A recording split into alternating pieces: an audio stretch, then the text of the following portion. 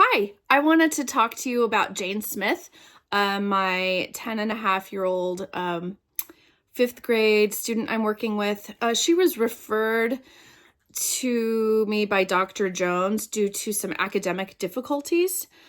Currently, she's living with her mom and dad and another kiddo in the house.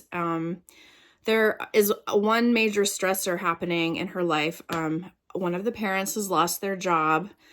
She speaks English. Her mom reports that she's met all of her developmental milestones from babyhood on. It looks like she has normal hearing, but she has some issues focusing visually. She's reported to be very well behaved at school, but is experiencing some academic troubles.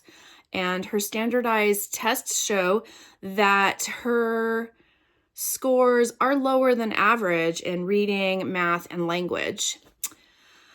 So she was administered the WISC-4, and her general cognitive ability is in the average range, as well as her verbal and nonverbal reasoning.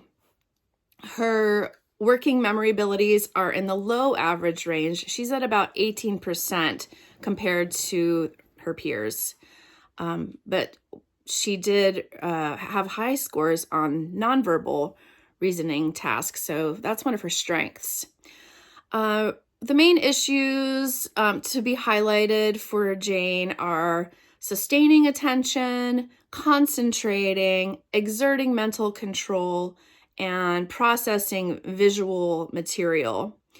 Our recommendations are for Jane to frequently review materials that she needs to memorize for school.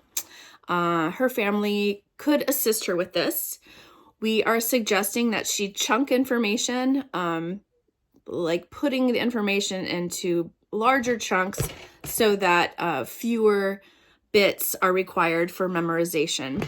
Her family is being required, they're asked to support her efforts in completing her homework and not focusing on high grades, rather on the actual homework completion. We are hoping to encourage them to focus on the quality of the work and making sure that it just gets turned in and completed.